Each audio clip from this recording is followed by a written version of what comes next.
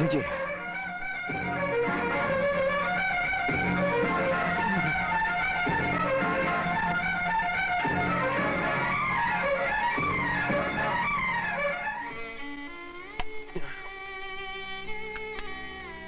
क्या हुआ सर जी? कुछ नहीं। इससे पहले 2 बार दिल के दौरे पड़ चुके हैं। सर जी, अगर मेरे कारण आपको तकलीफ पहुंची है तो क्षमा मांगता हूं। नहीं बेटे, इसमें तुम्हारा कोई कसूर नहीं। अगर कसूर है तो मेरी किस्मत का है कि भगवान ने मुझे बेटा नहीं दिया। बेटे, मैं दिखने में ऐसा हूं लेकिन अंदर से मैं बिल्कुल खोखला हो चुका हूं। मेरा करोड़ों का कारोबार है, कारखानों में हजारों लोग काम करते हैं, लेकिन असलियत यह है कि मेरे अपने ही लोग मुझे धोखा देकर मुझे नोच नोच कर खाते जा रहे हैं। जानता हूं, और इस बीमारी की वजह से इन सारी जिम्मेदारियों को संभालने की अब मुझ में ताकत नहीं है बेटे। जिस दिन पहली बार मैंने तुम्हें देखा तो ऐसा लगा कि तुम्हारी शक्ल में भगवान ने मेरे पास मेरा बेटा ही भिजवाया है, मेरे हर दुख को मिटाने वाला, मेरे सारे कारोबार को संभालने वाला। मगर बेटे, अगर ये मेरी दौलत तुम्हारे और मोना के प्यार के बीच दीवार बनकर खड़ी है तो मैं मेरी ये सारी दौलत दान देकर उस दीवार को गिरा दूंगा। सर जी, मैं जानता हूं बेटे, घर जमाई बहुत गिरा हुआ शब्द है, लेकिन मैं तुम्हें घर जमाई के रूप में नहीं, मेरे बेटे के रूप में इस घर में लाना चाहता हूं। तुम जैसे बेटे को पाने के लिए ये मामूली दौलत ही क्या, मैं 100 जन्म कुर्बान करने के लिए तैयार हूं। आज आपने मुझे खरीद लिया। इतनी इज्जत, इतना प्यार इस अनाथ को आज तक किसी ने नहीं दिया। आपके इस प्यार के लिए आपका ये बेटा सब कुछ करने को तैयार है बाबूजी।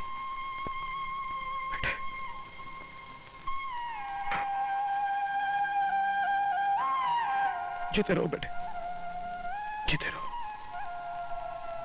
आज मेरे घर पे मंडराते हुए जो दुख और चिंता के बादल थे वो बिखर गए। ये चीख लेकर जाओ। लेकिन ये सिर्फ मेरी इच्छा ही नहीं, मेरी आज्ञा है। मरवा दिया इसका भांजे ने, मुझे मरवा दिया साले। मामा जी दरवाजा खोलिए। नहीं खोलूंगा। मेरी बात तो सुनिए। पहले ये बता कि चेक लाया कि नहीं लाया। चेक ही लेकर आया हूं।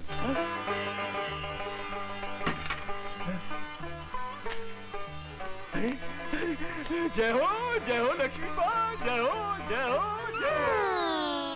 क्या ये दहेज की लिस्ट? अच्छा, ₹1,00,000 का चेक देखा तो दहेज की लिस्ट याद आई।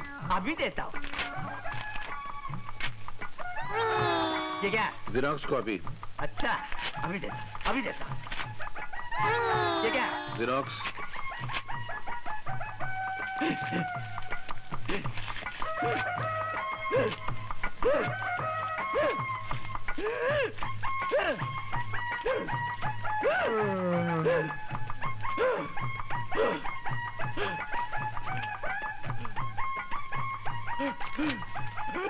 और कितने हैं? अंदर के कमरे में इतने सारे भरे हुए हैं। उन सब के लिए पैसे कहाँ से आ गए? वो अंदर इतने बड़े बड़े तांबे के पतीले थे ना आपके कमरे में, वो मैंने सब बेच डाले।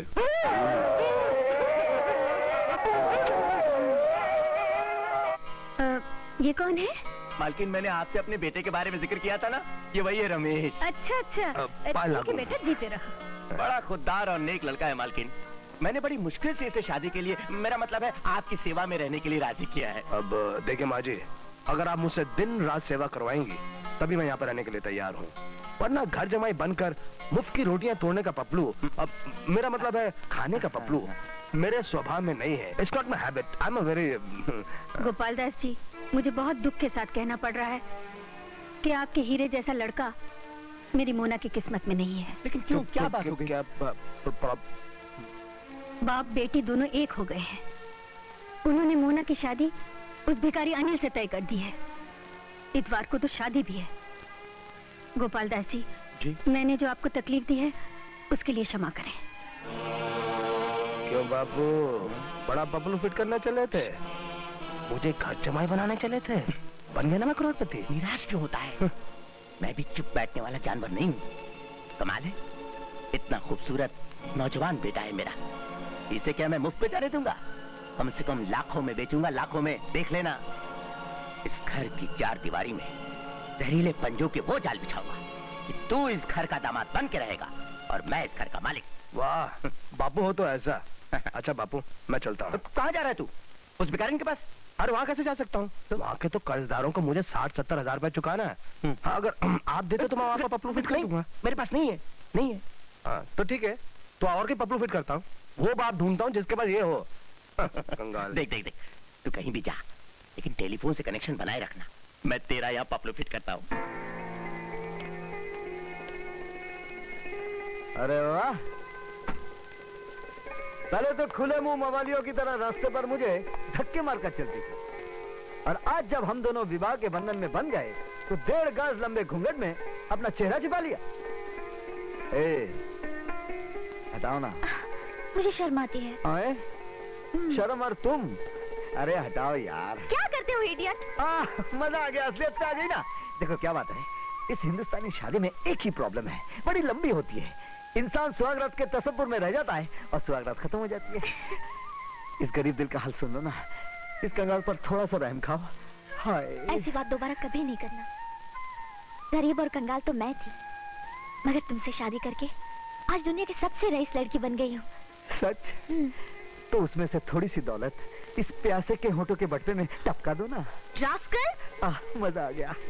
भगवान के नाम पर, ऊपर वाले के नाम पर। नहीं।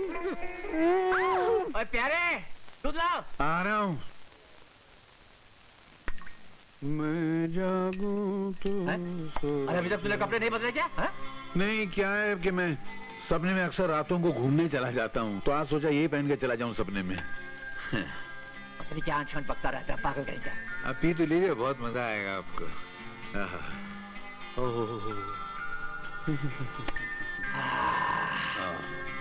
चल चल, लेट जाओ, सो जा। चल चल, सोता हूँ ना। लेट जाओ, सो जा। चल। डांटते क्या को? सो जा। मैं रात को उठ कर देखता रहता हूँ तू सो रहा है कि नहीं सो रहा। मैं भी देखता रहता हूँ कि आप मेरी तरफ देखते रहते हैं। पिया का घर है ये रानी। अरे क्या करें अब? जाइए जाइए, पिताजी आ जाएंगे। बिल्कुल नहीं आने वाले। मैंने उनके दूध में है ना, घोड़ों को सुलाने वाली गोली मिला दी है। अब वो रात भर खराटे मार मार के मोहल्ले को बर्बाद करते रहेंगे और हम दोनों जिंदगी पहली मरतबा आबाद होंगे। अनिल, इनसे मिलो। आप हैं मिस्टर गोपाल दास जी, हमारी कंपनी के जनरल मैनेजर, और आप हैं mister Lakhpatiya, head cashier of the company. दोनों हमारी कंपनी के बहुत पुराने मेंबर्स हैं। गोपाल दास जी, आज से मैंने मेरी सारी जिम्मेदारियां अनिल को सौंप दी है। आज के बाद आपको जो भी सलाह करनी है, मशवरा करना है, अनिल से कीजिए। ठीक है जी। इसके बाद कभी भी किसी भी काम के लिए मेरे पास आने की जरूरत नहीं है जी। ओके? चलो अनिल, मैं तुम्हें अपनी फैक्ट्री दिखा दूं। चलो।